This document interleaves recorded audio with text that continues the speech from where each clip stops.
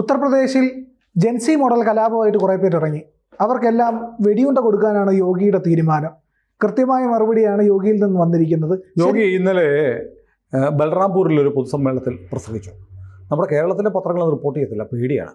കാരണം യോഗി പറയുന്നത് സത്യമാണ്, മാത്രമല്ല യോഗി പറയുന്നത് ചെയ്യുകയും ചെയ്യും. യോഗി ഇന്നലെ പറഞ്ഞു, ഇവിടെ ഉത്തർപ്രദേശിൽ ചില ആളുകൾക്ക്, ഉത്തർപ്രദേശിലല്ല ഇന്ത്യയിൽ പലയിടത്തും ചില ആളുകൾക്ക് ഇപ്പോൾ ഐ ലവ് മുഹമ്മദ് എന്നും പറഞ്ഞൊരു ജാഥ നടക്കുന്നുണ്ട്. മുഹമ്മദിനെ സ്നേഹിച്ചോട്ടെ, കുഴപ്പമൊന്നുമില്ല. പക്ഷേ ഉത്തർപ്രദേശിൽ ജാതി സംഘടനകളുടെ പേരിലുള്ള ജാഥകളെല്ലാം ഹൈക്കോടതി നിരോധിച്ചിട്ടുണ്ട്. ഹൈക്കോടതി നിരോധനം ലംഘിച്ച് പുറത്തോട്ട് ജാഥ നടത്തിയാൽ പോലീസ് തടയും, കോടതി ഉത്തരവാണ്. കാരണം ഹൈക്കോടതിയിൽ ഒരു കേസ് വന്നപ്പോൾ ഉത്തർപ്രദേശ് സർക്കാർ പറഞ്ഞു, ശരി, ജാതി മത സംഘടനകളുടെ പേരിൽ പ്രകടനങ്ങൾ നടക്കുന്നത്, വലിയ ഘോഷയാത്രകൾ നടക്കുന്നത് സമാധാന ഭംഗം ഉണ്ടാകും എന്ന ഹർജിയോട് ഉത്തർപ്രദേശ് സർക്കാർ യോജിക്കുകയും തുടർന്ന് ഹൈക്കോടതി നിരോധിക്കുകയും ചെയ്തു. ഹൈക്കോടതിയുടെ നിരോധനത്തിന് ശേഷമാണ് ഐ ലവ് മുഹമ്മദ് എന്നുള്ള പ്ലക്കാർഡുമായിട്ട് കുറേ ആളുകൾ, ആയിരക്കണക്കിന് ആളുകൾ വെള്ളിയാഴ്ച ജുമായ്ക്ക് ശേഷം തെരുവിലിറങ്ങിയത്. പോലീസ് സ്വാഭാവികമായും അത് തടയും. പോലീസിന് നേരെ ഇവർ കല്ലേറ് നടത്തി പോലീസ് വാഹനങ്ങൾ ആക്രമിച്ചു. പോലീസ് നല്ല വൃത്തിക്ക് കൊടുത്തു. ഇവർ വിചാരിച്ച പോലെ യോഗിയുടെ പോലീസാണേ. ആയിരക്കണക്കിന് ആളുകളുണ്ടായിരുന്നു, അടിച്ച് റോട്ടിയാക്കി അടിച്ച് പറപ്പിച്ചു വിട്ടു. അതിനുശേഷം ആണ് ഈ ബീച്ച് കിടക്കുന്നത്. അപ്പോൾ ഉടനെ ഐ ലവ് മുഹമ്മദ് എന്നുള്ള പ്രകടനം നടത്താൻ പോലും സംഘി ഭീകരനായ യോഗി സമ്മതിക്കുന്നില്ല എന്ന് പറഞ്ഞു വിടുന്ന മീഡിയ മണ്ണിൽ അടുപ്പ് കൂട്ടി ചർച്ചയൊക്കെ ഉണ്ട്. മുഹമ്മദിനെ സ്നേഹിച്ചാൽ എന്താ കുഴപ്പം? സ്നേഹിച്ചോ. മുഹമ്മദിനെ സ്നേഹിക്കണമെങ്കിൽ വഴിയെ പോകുന്ന വണ്ടിക്ക് കല്ലെറിയുന്നുണ്ടോ? ഹിന്ദുക്കളുടെ വീടുകൾക്ക് കല്ലെറിയുന്നുണ്ടോ? അവരുടെ സ്ഥാപനങ്ങൾ ആക്രമിക്കണമെന്നുണ്ടോ? പോലീസ് വാഹനം കല്ലെറിഞ്ഞ് നശിപ്പിക്കണമെന്നുണ്ടോ? ഇല്ലല്ലോ. അതുമാത്രമല്ല, ഹൈക്കോടതി സംസ്ഥാനത്ത് മത അടിസ്ഥാനത്തിലുള്ള ജാഥകൾ നിരോധിച്ചിരിക്കെ ആ നിയമം ലംഘിച്ച് പ്രകടനം നടത്താൻ പറ്റുമോ? അതോടെ ആലോചിക്കട്ടെ. ഹൈക്കോടതി നിരോധിച്ചോ, നിങ്ങൾക്ക് അതിൽ ആക്ഷേപം ഉണ്ടെങ്കിൽ നിങ്ങൾ സുപ്രീം കോടതി അപ്പീലുമായിട്ട് പോകണം. അല്ലാതെ നിരോധനം ലംഘിച്ച്, ഹൈക്കോടതി ഉത്തരവ് ലംഘിച്ച് ജാഥ നടത്തിയാൽ തടയും പോലീസ്. അതിൻ്റെ പേരിൽ കലാപം ഉണ്ടാക്കാം എന്ന് കരുതിയാൽ യോഗി ഇന്നലെ പറഞ്ഞു, അങ്ങനെ ഈ പോകുന്ന ആളുകൾക്ക് ഐ ലവ് മുഹമ്മദ് എന്ന് മാറ്റിയിട്ട് ഇപ്പോൾ എന്താ ചെയ്യുന്നറിയോ?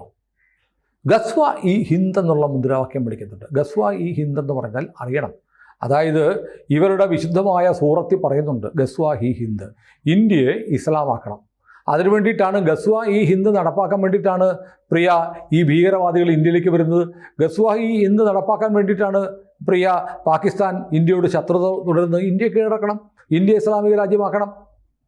അപ്പോൾ രണ്ട് രാജ്യങ്ങളായി വിഭജിച്ചു പോയെങ്കിലും ഇപ്പം മലപ്പുറത്തുള്ള 100% ആളുകളും പാകിസ്ഥാൻ വേറെ രാജ്യം വേണമെന്ന് ആവശ്യപ്പെട്ട് വോട്ട് ചെയ്തവരാ, റഫറൻഡത്തിൽ പങ്കെടുത്തവരാ. എന്നിട്ട് ആരും പോയില്ല. അവർ വോട്ട് ചെയ്തിട്ട് പാകിസ്ഥാൻ വേണമെന്ന് പറഞ്ഞു, എന്നിട്ട് അവർ പാകിസ്ഥാനിലേക്ക് പോയില്ല, അവരിവിടെ തന്നെ തുടർന്നു. അപ്പോൾ അവരുടെ മനസ്സിൽ പാകിസ്ഥാനോട് ഇഷ്ടമാണോ വെറുപ്പാണോ? ഇഷ്ടമാണ്, അല്ലേ? അതെ. അപ്പോൾ അവസരം കിട്ടുമ്പോൾ അവരുടെ ധാരണ, നാളെ നമ്മളുടെ എണ്ണം കൂടുമ്പോൾ നമുക്ക് മറ്റൊരു പാകിസ്ഥാൻ ഇവിടെ ഉണ്ടാക്കിയെടുക്കാം എന്ന് കരുതി ഇവിടെ തുടരുന്നവരുണ്ട്. അല്ലെങ്കിൽ പിന്നെ പാകിസ്ഥാൻ മതി, ഇന്ത്യ ഞങ്ങൾക്ക് വേണ്ട എന്ന് പറഞ്ഞ് വോട്ട് ചെയ്ത ആളുകൾ എന്തുകൊണ്ടാണ് പാകിസ്ഥാനിലേക്ക് പോകാതെ ഇവിടെ തുടർന്നത്? ഇന്ത്യയോടുള്ള സ്നേഹം കൊണ്ടാണെങ്കിൽ അവർ പാകിസ്ഥാൻ വോട്ട് ചെയ്യത്തില്ലല്ലോ. പത്തണയ്ക്ക് കത്തി വാങ്ങി കുത്തി വാങ്ങും പാകിസ്ഥാൻ എന്ന് മുദ്രാവാക്യം വിളിച്ചില്ലേ മലപ്പുറത്ത്? അവരൊന്നും പോയില്ലെന്നേ, അവരിവിടെ തുടരുക. അപ്പോൾ അവരുടെ ഇന്ത്യയോടുള്ള കൂറ്, പാകിസ്ഥാനുള്ള കൂറ് ഇവിടെ രണ്ട് ത്രാസിൽ വെച്ച് തൂക്കുമ്പോൾ നമുക്കറിയാം. അപ്പോൾ അങ്ങനെയുള്ള ആളുകളുടെയും ലക്ഷ്യം ഇന്ത്യയെ ഇസ്ലാമൈസ് ചെയ്യുക എന്നുള്ളതാണ്. അതിനു വേണ്ടിയിട്ട് നിങ്ങൾ ശ്രമിച്ചാൽ യോഗി വളരെ കൃത്യമായിട്ട് പറഞ്ഞു, ഞാൻ മറുപടി പറയും, വെടിയുണ്ട കൊണ്ടായിരിക്കും. വെടിയുണ്ട കൊണ്ട് ഞാൻ മറുപടി പറയും. ഇപ്പോൾ രാജ്യത്ത് ഇസ്ലാമിക ഭരണം കൊണ്ടുവരാൻ വേണ്ടി ജൻസി കലാപം മോഡലോ, ഇപ്പം ഈ ലഡാക്കിലെ ജൻസി കലാപം കഴിഞ്ഞ ഉടനെയാണ് മുഹമ്മദ് കലാപം, ഐ ലവ് മുഹമ്മദ് എന്നും പറഞ്ഞിട്ട് അത് ഈ മുഹമ്മദിൻ്റെ 1500-ാം ജന്മവാർഷികത്തിൻ്റെ പേരിലുള്ള ആഘോഷം നോക്കണം. ഈ ലോകത്തിലെ ഈ വിശുദ്ധനായി ഇവർ ആരാധിക്കുന്ന ഒരു മഹാനായ നേതാവെന്ന് ഇവർ പറയുന്ന പ്രവാചകൻ്റെ പേരിൽ അദ്ദേഹത്തിൻ്റെ പിറന്നാൾ ആഘോഷിക്കുന്നത് കലാപം നടത്തിയിട്ടാണോ? അങ്ങനെ ഏതെങ്കിലും ചെയ്യും. ഇപ്പോൾ നമ്മൾ ശ്രീനാരായണ ഗുരുദേവൻ്റെയോ അരവിന്ദൻ്റെയോ ചട്ടമ്പി സ്വാമികളുടെയോ ശ്രീകൃഷ്ണൻ്റെയോ ജയന്തി ആഘോഷിക്കുന്നത് ഇതര മതസ്ഥരുടെ നേരെ ആക്രമണം നടത്തിയിട്ട് പൊതുഗതാഗതം സ്തംഭിപ്പിച്ച് പൊതുസ്ഥാപനങ്ങൾ കത്തിച്ച് പോലീസിനെ കല്ലെറിഞ്ഞാണോ? ഇതെന്താണ് ഇങ്ങനെ ചെയ്യുന്നത്? അപ്പോൾ ഇത് വേറെ അജണ്ടയാണ്. പ്രവാചകനായ മുഹമ്മദിൻ്റെ പേര് പറഞ്ഞിട്ട് അതിൻ്റെ പിന്നിലെ ലക്ഷ്യം എന്ന് പറയുന്നത് ഇന്ത്യയിൽ കലാപം ഉണ്ടാക്കുക, ലഡാക്കിൽ തുടങ്ങി ഇവിടെ ഏറ്റെടുത്ത് ഇത് വ്യാപിപ്പിക്കുക എന്നുള്ളൊരു അജണ്ടയാണ്. അപ്പോൾ അത് നടക്കില്ല എന്ന് യോഗി പറഞ്ഞു. മാത്രമല്ല യോഗി മറ്റൊന്നുകൂടെ പറഞ്ഞു, കുറച്ച് നാളായിട്ട് പലയിടത്തും ഹിന്ദുക്കളുടെ ആഘോഷങ്ങൾ വരുമ്പോൾ ചിലർക്കൊരു ചൊറിച്ചിലുണ്ട്. ഇപ്പോൾ ശ്രീരാമനവമി വന്നാൽ ആ ഘോഷയാത്രയ്ക്ക് നേരെ കല്ലെറിയും. ആ പരിപാടി കൂടെ ഒന്ന് നിർത്തിക്കോണം, ഇല്ലെങ്കിൽ ഞാൻ കൈകാര്യം ചെയ്യുമെന്ന് പറഞ്ഞ് തീർന്നില്ല. 2 പേര് ഇന്നലെ പോലീസിൻ്റെ വെടിയേറ്റ് മരിച്ചു. ഒന്ന് നയീം ഖുറേഷി എന്ന് പറയുന്ന ആൾ 35 കേസുകളിലെ പ്രതിയാണ്. ബലാത്സംഗ കേസുണ്ട്, തട്ടിക്കൊണ്ടുപോകലുണ്ട്, നിരവധി 35 കേസുകളിലെ പ്രതി. അയാളെക്കുറിച്ചുള്ള വിവരം കൊടുക്കുന്നവർക്ക് ഗുജറാത്ത് പോലീസ് 1 ലക്ഷം രൂപ സമ്മാനവും പ്രഖ്യാപിച്ചിരുന്നു. അപ്പോൾ ഇന്നലെ രാത്രി ഗുജറാത്തല്ല, ഉത്തർപ്രദേശ് പോലീസ് രാത്രി പട്രോളിംഗ് നടത്തുമ്പോൾ ഒരു കനാലിൻ്റെ സൈഡിൽ കൂടെ 2 ബൈക്ക് വരുന്നതാണ് കണ്ടു. ഈ ബൈക്കുകൾ കൈകാണിച്ച് നിർത്താൻ ശ്രമിച്ചു. പക്ഷേ ഇവർ നിർത്തിയില്ലെന്ന് മാത്രമല്ല, ബൈക്കിലിരുന്ന് പോലീസിന് നേരെ വെടിവെച്ചു. പോലീസ് സ്വാഭാവികമായും തിരിച്ച് വെടിവെച്ചു. 2 ഇയാൾ വെടിയേറ്റ് വീണു. ഒരാൾ മരിച്ചു. ആശുപത്രി കൊണ്ടുപോയപ്പോൾ മരിച്ച ആളെ തിരിച്ചറിഞ്ഞു, നയീം ഖുറേഷി. പോലീസിൻ്റെ വലിയ നോട്ടപ്പുള്ളി. 35 കേസുകളിലെ ബലാത്സംഗവും കൊലപാതകവും കൊള്ളയും ഉൾപ്പെടെയുള്ള കേസുകളിലെ പ്രതി. അപ്പോൾ യോഗി വൈകുന്നേരം പ്രസംഗിച്ചു, വെളുപ്പാങ്കാലത്ത് ആദ്യത്തെ പണി കിട്ടി. അത് കഴിഞ്ഞ് മറ്റൊരാളുടെ വിധി കൂടെ ഇതിൽ തീരുമാനിക്കപ്പെട്ടു. അവിടെ നീറ്റിന് പഠിച്ചുകൊണ്ടിരുന്ന ദീപക് ഗുപ്ത എന്ന് പറയുന്ന ഒരു ചെറുപ്പക്കാരനെ അതിനിഷ്ഠൂരമായി കൊന്നു.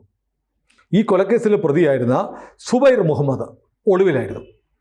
ഇയാളെ പോലീസ് തേടിച്ചെന്നപ്പോൾ അയാൾ പോലീസിനെ ആക്രമിച്ചു. UP പോലീസ് വെടിവെച്ചു. സുബൈർ മുഹമ്മദ് ഹൂറി ലോകത്ത് പോയി. അപ്പോൾ ഇന്നലെ യോഗി പറഞ്ഞ വാചകം ഇതാണ്, ഗസ്വ ഈ ഹിന്ദ് വേണം എന്ന് പറഞ്ഞ് ആരെങ്കിലുമൊക്കെ ആഗ്രഹിച്ച് ഉത്തർപ്രദേശിൽ അതിനുവേണ്ടി തെരുവിലിറങ്ങിയാൽ ജന്നത്തിലേക്കുള്ള ടിക്കറ്റ് ഞാൻ റെഡിയാക്കി തരും, നരകത്തിലേക്കുള്ള ടിക്കറ്റ് ഞാൻ റെഡിയാക്കി തരും. അപ്പോൾ ഒരു മുഖ്യമന്ത്രി വളരെ തൻ്റെ ഇടത്തോടെ പറയുകയാണ്, ഈ രാജ്യത്തെ ഇസ്ലാം രാജ്യമാക്കാൻ വേണ്ടിയിട്ട് ആരെങ്കിലും മോഹിച്ച് അതിനുവേണ്ടി പണിയെടുത്ത് വന്നാൽ നിനക്ക് നരകത്തിലേക്കുള്ള ടിക്കറ്റ് ഞാനിവിടെ പ്രിൻ്റ് ചെയ്ത് വെച്ചിട്ടുണ്ട്. മനസ്സിലായോ? അതെ, അത് അങ്ങനെ പറയും. പണ്ട് പുടിൻ പറഞ്ഞിരുന്നു.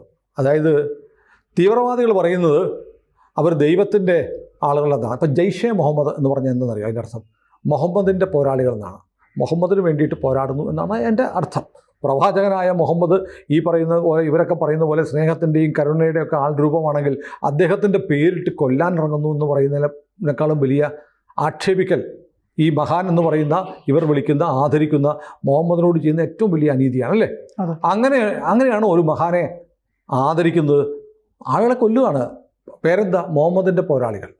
അങ്ങനെ പേരൊക്കെ വിളിക്കുന്ന തരത്തിലുള്ള ഈ തീരുമാനം കൊണ്ട് നടക്കുന്ന കുറേ ആളുകളുണ്ട്. വിശുദ്ധ നാമങ്ങൾ ഉപയോഗിക്കുക, എന്നിട്ട് ഇസ്ലാമൈസേഷൻ നടപ്പാക്കുക. ഇത്തരം പരിപാടികളൊന്നും ഞാനിവിടെ സംവദിക്കത്തില്ല. ഇവിടെ മതപരിവർത്തനം നടത്താൻ വന്ന ഒരു ചങ്കൂർ ബാബ ഉണ്ടായിരുന്നു. യോഗി ചോദിച്ചു, ചങ്കൂർ ബാബ, അവനെ ഒരു പെണ്ണിനെയും കൂടെ ഒരു ഹോട്ടലിൽ നിന്ന് പിടിക്കുമ്പോൾ അവൻ്റെ അക്കൗണ്ടിൽ 100 കോടി രൂപയാണ് അവൻ്റെ അക്കൗണ്ടിൽ കിടക്കുന്നത്. പാവപ്പെട്ട ഹിന്ദു വിദ്യാർത്ഥികളെ, ഹിന്ദു പെൺകുട്ടികളെയൊക്കെ മതം മാറ്റുന്ന പരിപാടിയാണ്. ഇപ്പോൾ എവിടെയാണ് ചങ്കൂർ ബാബ എന്ന് നിങ്ങൾക്കറിയാമോ എന്ന് യോഗി ചോദിച്ചു.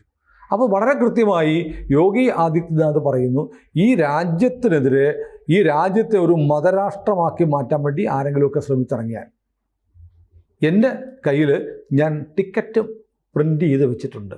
എവിടെ?